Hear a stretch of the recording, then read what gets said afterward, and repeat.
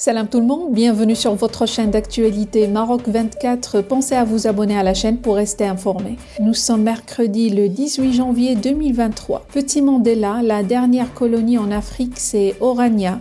C'est ainsi que l'Ultra Eagles, groupe de supporters du Raja de Casablanca, a répondu ce mardi 17 janvier aux plus opportunistes et moins crédibles des petits-fils de Nelson Mandela, qui a incité les terroristes du Polisario à combattre le Maroc. Plus de détails sur ce message cinglant du public du Raja de Casablanca dans cette revue de presse tirée des sites d'information Maroc Hebdo et Express.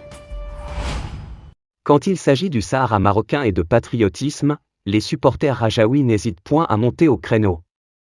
Les propos de Zwelivelil Mandela, petit-fils de Nelson Mandela, qualifiant le Sahara marocain de dernière colonie en Afrique lors de l'ouverture du CHAN 2023 en Algérie, a vite suscité une réponse de la part des supporters du Raja Casablanca lors d'un match de la Botola.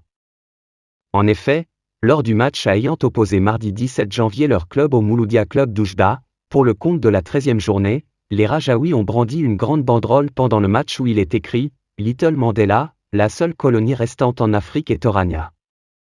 Orania est en effet une ville de l'Afrique du Sud, constituée de blancs seulement.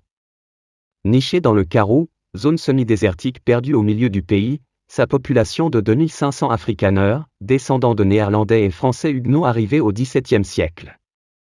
Aujourd'hui, cette ville construite sur une superficie de 8000 hectares au bord du fleuve Orange, un terrain acquis par le gendre d'Hendrik Verwoerd, ancien Premier ministre considéré comme l'architecte de l'apartheid, est considérée comme indépendante de l'Afrique du Sud.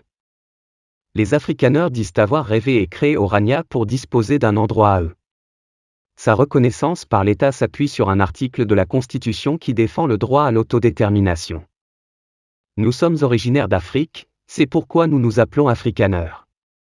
Nous voulons rester ici, nous voulons aussi conserver notre identité. Or, conserver son identité n'est pas une pulsion raciste.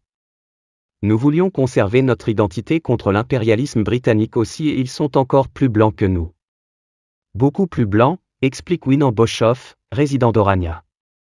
Il est à rappeler qu'en janvier 2020, le public rajaoui a défendu la souveraineté du Maroc sur les provinces du Sahara, à partir de l'Algérie, après le match du Raja contre le Mouloudia d'Alger, dans le cadre de la Coupe Mohamed VI. Pour rester informé, je vous invite à regarder les vidéos Maroc 24 qui s'affichent sur votre écran.